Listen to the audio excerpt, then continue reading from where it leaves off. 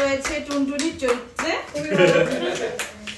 টুনটুনির 3টে ছানা রয়েছে, ছানা নাম্বার 1, ছানা নাম্বার 2, ছানা নাম্বার 3।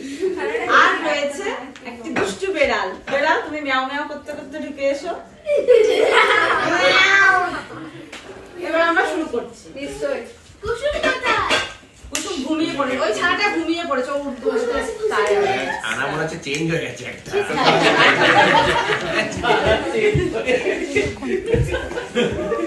এই নাটকটা মেন গল্প যেটা সেটা হচ্ছে গল্প বলতে হবে না, যে এক দুষ্টু টুনটুনি রয়েছে, এক দুষ্টু বেড়াল রয়েছে যে সবসময় তককে তককে থাকতো টুনটুনির ছানাগুলোকে কিভাবে খাওয়া যাবে। কিন্তু বিড়াল মা তার বুদ্ধির জোরে তার ছানাগুলোকে রক্ষা করে। টুনটুনি মা অনন্দিতা ঘুম পেয়েছে।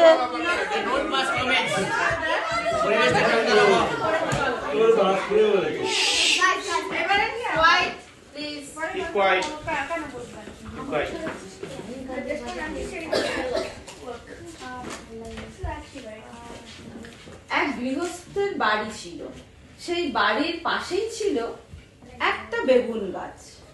বেগুন গাছের মাথার উপরে সুন্দর বাসা বেঁধেছিল এক ছোট্ট টুনটুনি। আর সেই টুনটুনির সাথে ছিল 3টে ছোট ছোট ছানা।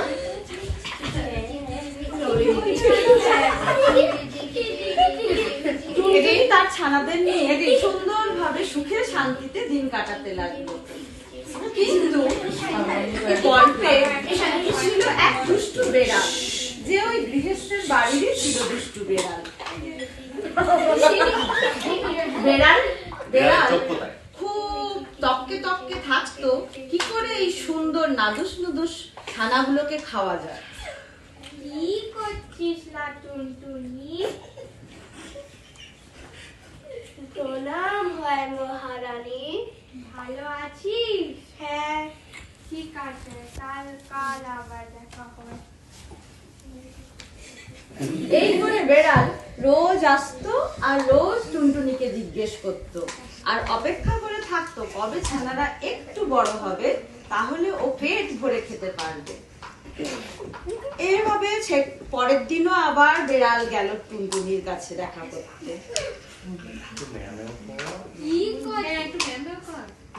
কি করছিস না টুনটুনি? মিয়াও প্রণাম হয় মহারানী। ভালো আছিস? হ্যাঁ ঠিক আছে, কাল আবার দেখা হবে। মিয়াও মিয়াও মিয়াও।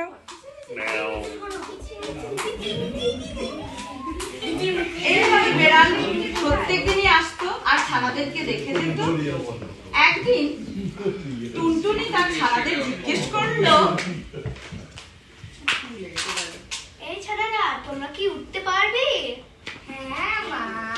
তাহলে দেখি ওইটা গাছের উপর অবধি উড়ে যাও। কিচিমিচি কিচিমিচি কিচিমিচি ওইটা গাছ। ওইটা গাছ না।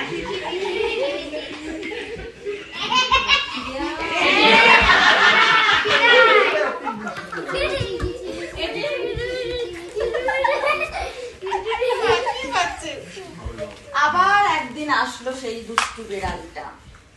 মিয়াও কি করছিস না টুনটুনি?